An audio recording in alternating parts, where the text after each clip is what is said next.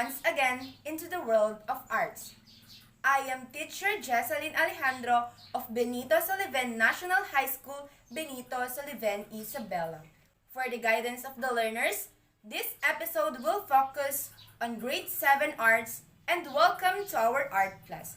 Before we begin, let me read to you the most essential learning competency, which is analyzes elements of arts and principles of art and the production of one's art and craft inspired by the arts of Luzon. Are you now excited to become an artist? That's great! Before we begin, set yourself comfortable, be ready with your art module, pencil, and paper. Today's topic is the elements of art. After the discussion, you are expected to, first, identify the different elements of art. Second, appreciate the elements of art. And third, utilize the elements of art into an artwork. Okay, let's check first your prior knowledge about our topic before we proceed to the lesson. For your first activity, choose the letter of the best answer and write it on your paper. You are given 5 seconds to answer every question. Are you ready, learners? Okay, so let's get started. For question number 1, these are marks moving in a space between 2 points whereby a viewer can visualize the stroke movement, direction, and intention based on how the line is oriented. A. Line. B. Texture. C. Value. D. Space. The answer is letter A. Very good! It is a two-dimensional design encased by lines to signify its height and width structure, and can have different values of color used within it to make it appear three-dimensional. A. Value. B. Shape. C. Texture. D. Form.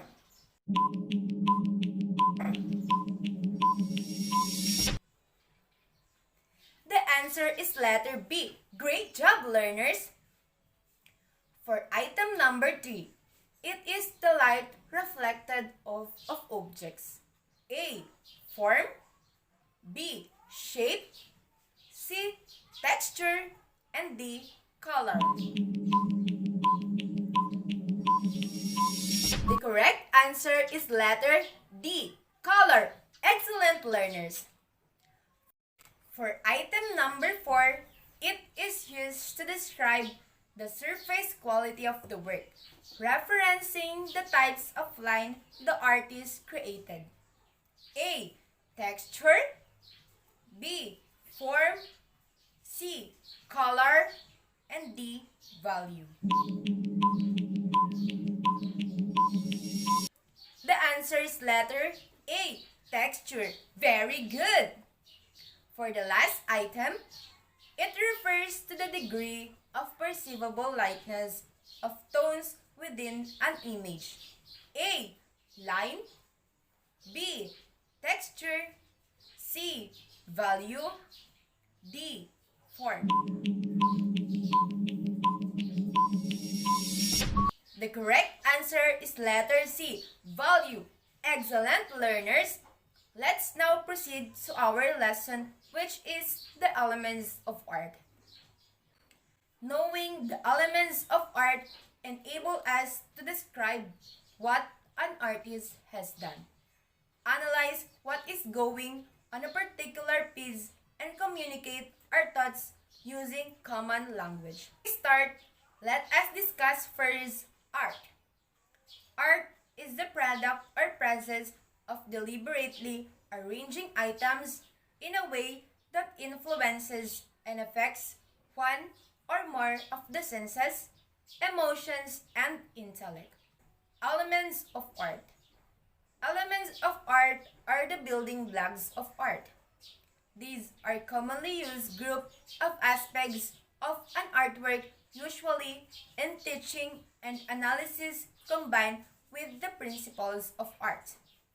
When we say elements of art, these are stylistic features that are included within an artist to help the artist communicate. These are being used so that an artist can create a meaningful artwork. There are different elements of art: the line, space, color, value, form, texture, and shape. First, let us discuss line. Lines are marks moving in a space between 2 points whereby a viewer can visualize the stroke movement, direction, and intention based on how the line is oriented. Lines can describe an outline capable of producing texture according to their length and curve. There are 5 different kinds of lines. First, horizontal line. These are lines that run parallel to the ground. Second, vertical line.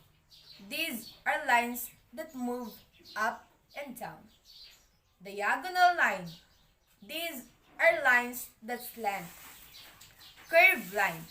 These are lines that change direction gradually. And the last one, zigzag line. These are lines that are made up by combining diagonal lines that change direction. They suggest excitement and action. Shape. It is a two-dimensional design encased by lines to signify its height and width structure and can have different values of color used within it to make it appear three-dimensional. There are 2 kinds of shape: the geometric shape and organic shape. Geometric shape are also called irregular shape. These shapes includes circles, triangles, and squares. Organic shape, also called as freedom shape. These shapes are seem to follow no rules. These are figures that have a natural look, flowing, and curving appearance. The element is color. Color is the light reflected of objects. Color is an element consisting of hues, of which there are 3 properties: the hue, chroma or intensity, and value. Hue means the shades. It can be red, yellow, or pink. Value refers to the lightness and darkness. Intensity refers to the brightness and dullness of the artwork. There are 3 classifications of color. First, primary colors. These includes red, yellow, and blue. Second, secondary colors. This is the mixture of primary colors. Third, tertiary colors. The mixture of 1 primary color and 1 secondary color. The 4th element is texture. Texture is used to describe the surface quality of the work, referencing the types of lines the artist created. Texture can be tactile or real, or strictly visual or implied. When we say tactile surface quality, this refers to the mainly true 3-dimensional works like sculptures, as the viewer can see and or feel the different texture present on the artwork, while visual surface quality describes how the eye perceives the texture based on visual cues. The 5th element is space. Space refers to the perspective or the distance between and around, and proportion the size between shapes and objects and how the relationship with the foreground and background is perceived. There are two categories of space, the positive space and the negative space. Positive space refers to the main factors of a picture. It is best described as the areas in a work of art that are the subject or areas of interest. The second category is the negative space. Negative space refers to the background. Negative space are around the subjects or area of interest. The sixth element is form. Form is often used when referring to physical works of art like sculptures, as form is connected most closely with those three-dimensional work. There are types of form. Cube, a regular solid of 6 equal sides. Cylinder, a surface traced by a straight line moving parallel to a fixed straight line and intersecting a fixed planar closed curve. Third, cone, a solid generated by rotating a right triangle about one of its legs. And lastly, sphere. Sphere, a round solid figure or its surface within every point on its surface equidistant from its center. The last element is value. Value refers to the degree of perceivable lightness of tones within an image. There are categories of value. First, tint, adding white to paint to create lighter values such as light blue or pink. Second, shade, adding black to paint to create dark values such as dark red or dark blue. High key, where the picture is all light values. Low key, where the picture is all dark values. Value contrast, where the light values are placed next to the dark values to create contrast or strong differences. Value scale, a scale that shows gradual change in value from its lightest value, white, to its darkest value, black. We are done discussing the different elements of art. Do you have any question, learners? Okay, that's nice to hear. For your next activity, you will have a short quiz. You may write your answers in your paper. You will have 5 seconds to answer each question.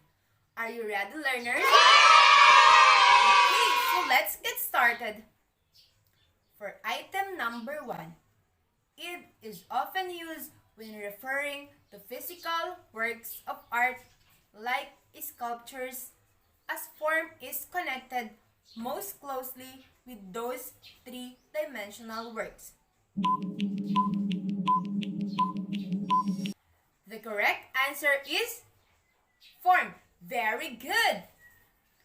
For item number 2, it refers to the degree of perceivable lightness of tones within an image. The answer is value. Very good, learners!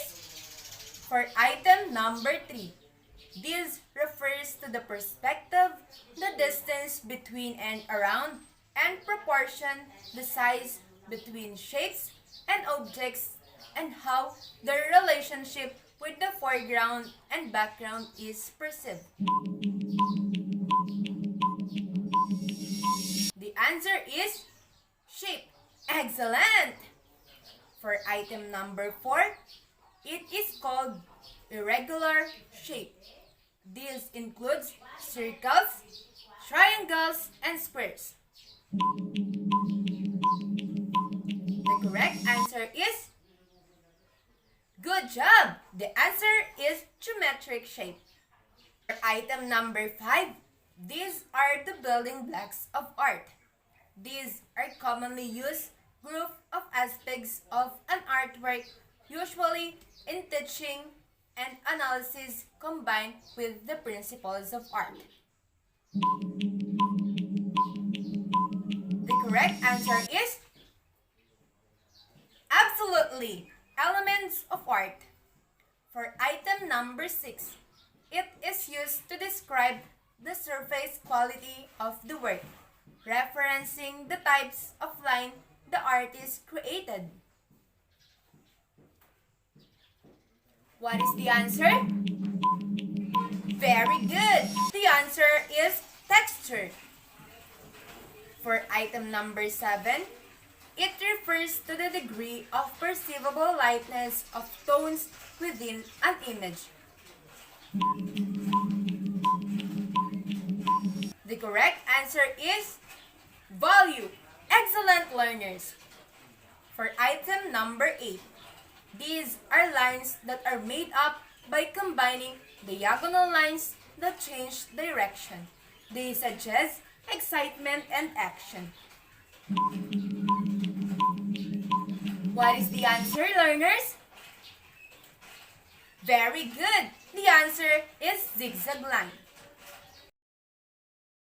For item number 9, these are marks moving in a space between 2 points whereby a viewer can visualize the stroke movement, direction, and intention based on how the line is oriented. What is the answer again, learners? Very good! The answer is line. For the last item, this refers to the main focus of a picture. It is best described as the areas in a work of art or the subject or areas of interest. The correct answer is positive space. Very good! Excellent learners! How many correct answers did you get? I'm sure you did great. But that's not the end of the activity. For your next activity, I want you to create an artwork utilizing the different elements of art. Is that clear to you, learners? Okay, so you may start doing your artwork. Excellent learners! You did a great job today. All of your artworks are meaningful and you really utilize the different elements of art. Let's clap for your well-done activity.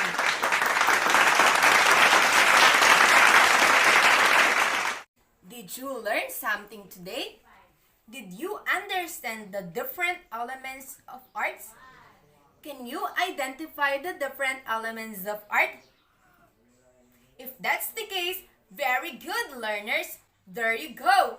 We are done discussing the different elements of art. Congratulations for your new journey of learning today. Always remember, you did a great job, learners. Again, I am teacher Jessalyn Alejandro of Benito Soliven National High School, Benito Soliven, Isabela. See you again in another episode of fun and learning here at BPED Telescola. Thanks for watching. Goodbye!